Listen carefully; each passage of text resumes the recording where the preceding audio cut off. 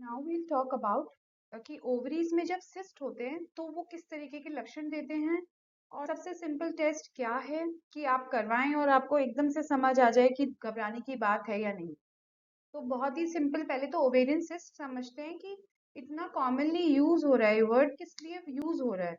तो अब आप देखेंगे कि ये जो है ये यूट्रस है, जहाँ पे आम भाषा में अगर हम कहें तो बच्चे दानी बोलते हैं, इसका मतलब जो बेबी है वो यहाँ ग्रो करता है। ठीक है। अब इस ये फेलोपियन ट्यूब है, जिन ट्यूब्स की हम बात करते हैं वो ये वाली ट्यूब्स हैं। अब और ये हैं ओवरी, जहाँ पे एग्स होते हैं, जहाँ से एक्चुअली डिटर्मिन होता है कि प्रेगनेंसी हो भी पाएगी या नहीं। अब नॉर्मल ओवरी में स्ट्रक्चर जो है वो इस तरीके का रहता है, छोटे फॉलिकल्स मायने नहीं रखते, ये नॉर्मल एक स्ट्रक्चर है जो कि हमारे सृष्टि ने बनाया है हमारे लिए। बट प्रॉब्लम कहाँ आती है एक महिला को, जब ये सिस्ट बन जाती हैं। अब सिस्ट का मतलब क्या है? मेडिकली सिस्ट को इतना नॉर्मली हम यूज करते हैं, मतलब क्या है? सिस्ट का मतलब है कोई भी एक ऐसा बैग जैसा जिसकी लेयर थोड़ी थिन हो और उसके अंदर कोई भी फ्लूइड हो।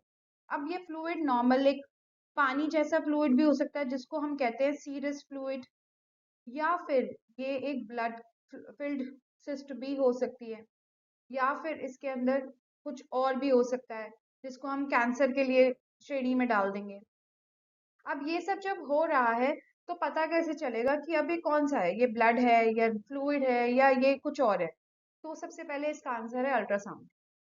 अल्ट्रासाउंड में जैसे ये सिस्ट बनी, अल्ट्रासोनोलॉजिस्ट ने ये देखी, अब इसके अंदर किस प्रकार का फ्लूइड है उससे उनको ये मालूम चल जाता है अंदाजन कि इसमें ब्लड है या फिर पतला कोई फ्लूइड पड़ा है जिससे कोई घबराने वाली बात तो नहीं है, या फिर कुछ ऐसा तो नहीं बन रहा है जो कैंसर के इंडिकेशंस दे रहा है।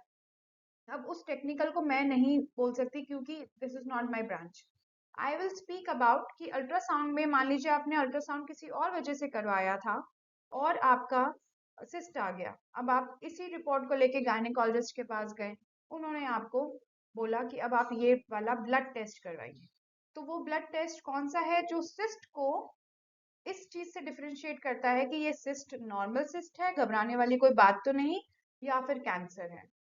तो उसके लिए ये वाला टेस्ट डिस्कवर हुआ था जिसको हम कहते हैं CA-125 ovarian cancer marker.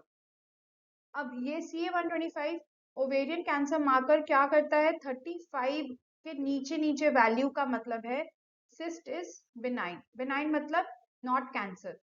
But जैसे ही इसकी वैल्यूज बढ़ती चली जाती हैं, अब जैसे इस आप इस सिचुएशन में देखेंगे 419 is the value, that means it is 16 times the normal. अब 16 टाइम्स द नॉर्मल मतलब it can be cancer, it should be evaluated further. तो गायनेकोलॉजिस्ट इन इसके बाद फिर फर्दर इन्वेस्टिगेशंस करेंगे, सॉरी सीटी स्कैन, MRI और बाकी जितने भी कैंसर को रूल आउट करने के लिए, चाहे हो सकता है बायोप्सी भी करनी पड़ जाए।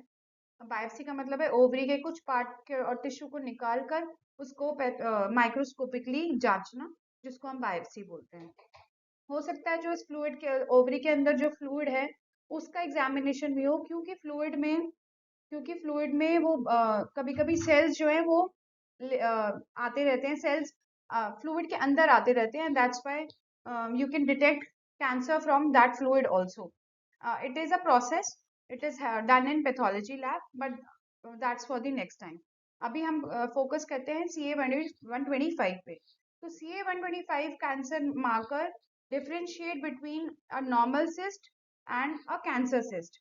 तो अगर आपका ये बढ़ा हुआ है तो बहुत second first step should be कि आप इसको रिपीट करवाइए 48 घंटे के बाद। 48 घंटे के बाद भी अगर ये बढ़ा हुआ है, बीटा एचसीजी करवाइए। Beta HCG should be negative अगर कैंसर ओवेरियन मार्कर पॉजिटिव है तो। बीटा एचसीजी भी अगर नेगेटिव है, CA-125 बढ़ा हुआ है, तो डेफिनेटली विदाउट डिले डॉक्टर के पास विजिट करना है।